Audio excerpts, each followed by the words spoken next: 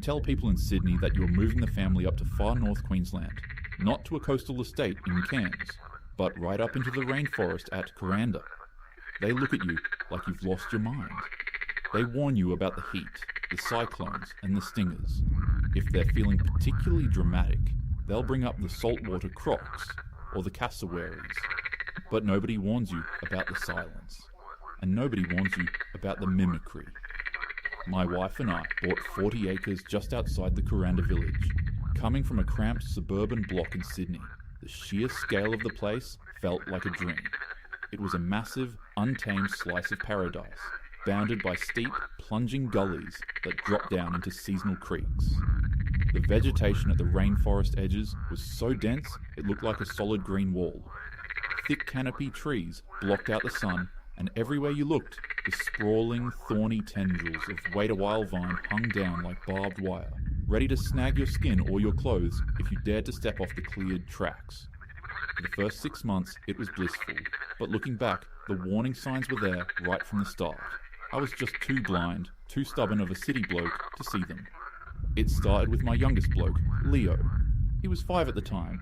He'd spent his whole life playing in small, fenced-in Sydney backyards, so having 40 acres of jungle was a massive novelty. But within a few weeks of moving in, his behaviour shifted. He stopped wanting to play down near the edge of the property where the mown grass met the dense tree line. One afternoon, I found him standing on the back veranda, staring intently into a steep gully filled with giant ferns and fan palms. I walked out, clipped him on the shoulder, and asked, "What are you looking at, man?" Without taking his eyes off the trees, he whispered, "The tall man. He's standing in the scratchy vines." I looked down into the gully. There was nothing but the usual tangled mess of lawyer cane and wait a while. The light up north is weird. The canopy filters the sun into these shifting, deceptive patches of shadow and bright green. "There's no one down there, Leo," I said, laughing it off. "Just the trees moving in the breeze." Leo looked up at me, his little face completely serious. "Trees don't have eyes, Dad, and trees don't call my name." I ignored it. Kids have massive imaginations, especially when you transplant them from a concrete jungle into a real one. I chalked it up to him, adjusting to the ambient noises of the bush, the orange-footed scrub fowl scraping through the leaf litter, or the wind rustling the massive palm fronds. But as the dry season ended and the heavy, humid build-up to the wet began, things started unnerving me too. The first thing I noticed was the tracking. Whenever I worked on the perimeter fences or cleared fallen logs near the seasonal creeks, I couldn't shake the sensation of a heavy, intense gaze drilling into the back of my neck. It was a primal physical pressure. I'd stop the chainsaw or drop my brush cutter, and the entire jungle would instantly freeze. In the wet tropics, the rainforest is usually incredibly loud. You've got cicadas that sound like industrial shrieks, tree frogs, and constant bird calls. But when I'd stop working, a suffocating, dead silence would drop over the 40 acres. The birds would go completely mute. Even the air felt thick, heavy, and hot, like the jungle itself was holding its breath, waiting for me to make a move. Then came the moving trees. I was walking back up from the creek one evening just as dusk was settling. Up north, twilight doesn't linger like it does in Sydney. The sun drops behind the McAllister Range, and it's pitch black within minutes. I was walking up a steep gully track when I caught a glimpse of something shifting in my periphery. I stopped and looked directly at a massive, ancient fig tree surrounded by a thick cluster of wait-a-while vine. Nothing moved. It looked completely normal, but when I turned my head to keep walking, the silhouette shifted again. Out of the corner of my eye, it looked like a branch, a massive, impossibly long, bark-textured limb, was slowly reaching out, untangling itself from the thorny vines, and sliding back behind the main trunk. I spun around, heart hammering, but the tree was perfectly still. The problem was, there wasn't a breath of wind. Not a single leaf on any other tree was rustling. Only that one section of the scrub had moved. I started walking faster, the shadow stretching out across the track like long, dark fingers. A week later, the mimicry started, and that was the night the skepticism completely left my body. It was a Tuesday, pouring with that relentless, deafening tropical rain that drums against the corrugated iron roof. My wife and the kids were fast asleep inside. It was about 2 a.m, and I was sitting in the lounge room, reading a book, unable to sleep because of the heavy, sticky humidity. Through the roar of the rain on the roof, I heard a sound outside on the veranda. It was a footprint, a heavy, wet, barefoot slap against the timber decking. Slap, slap, slap. I froze, every muscle in my body locking up. We were incredibly isolated. Our closest neighbour was kilometres away through dense terrain. I grabbed the heavy maglite torch from the kitchen counter, crept over to the glass sliding door, and flicked the outside floodlights on. The veranda was completely empty. The rain was sheeting down sideways, spraying mist across the timber deck, but there was no one there. I was about to turn around and slide the door shut when I heard it.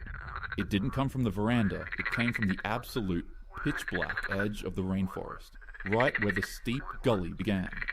It was a voice. It was my wife's voice, clear as a bell, cutting right through the roar of the rain.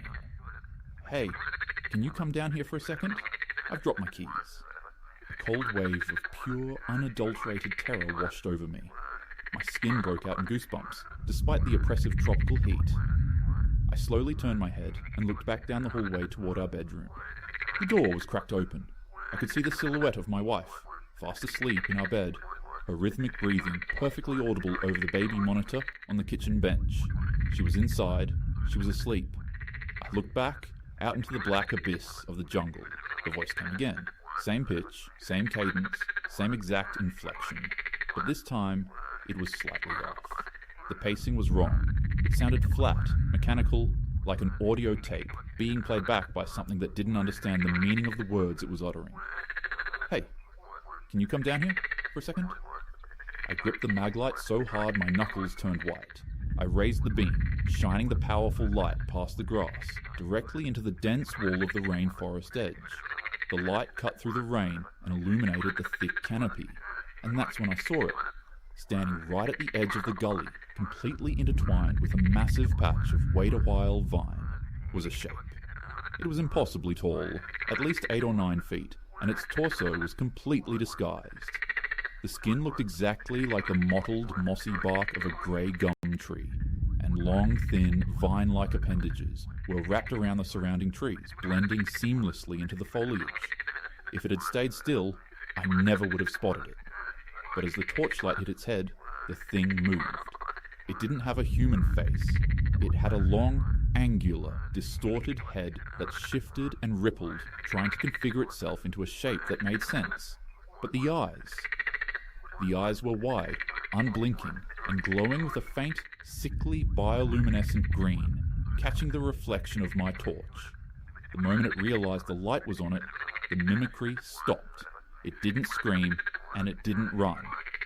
Instead, it slowly, fluidly began to step backward into the steep gully. The long, vine-like limbs slid out of the canopy with a sickening, wet scraping sound. The thorns of the wait-a-while vine dragging across its bark-like skin without leaving a single scratch. It melted into the dense vegetation so perfectly that within 3 seconds it was completely gone. The jungle swallowed it whole.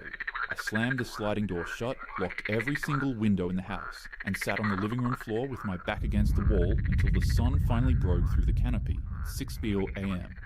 We lived in Kuranda for another 4 years after that night. We couldn't just pack up and leave. We had our life savings tied up in that 40-acre block. But things were different after that. I never went down to the creeks alone. I never worked past 4 p.m. And whenever my kids mentioned seeing the tall man or hearing someone calling their names from the gullies, I didn't ignore them anymore. I'd grab them, bring them inside, and lock the doors. I started talking to some of the old-timers in the village, and eventually I had a beer with a local Jabagai elder who worked down near the Barren Gorge. I didn't tell him the whole story. I didn't want him to think I was a paranoid city bloke who couldn't handle the bush.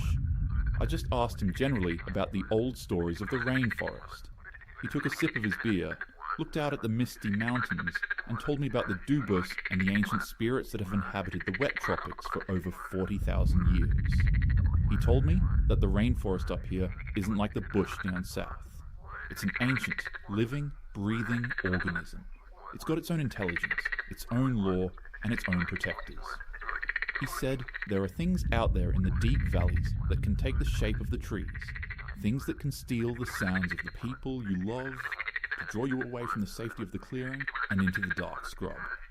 If you hear a voice calling you from the wait a while vine, he said, turning to look me dead in the eye, you don't answer it, and you never, ever follow it. Because if you step into those thorns, the forest keeps you. We moved back down south to Sydney a year ago. People down here ask me if I miss the beautiful tropical paradise of Kuranda, the lush greenery and the wild, untamed land. I tell them no. I tell them I prefer the concrete. Because out here, when the wind blows through the streets, I know exactly what's making the sound. And when I look out my window at night, the trees stay exactly where they're supposed to be.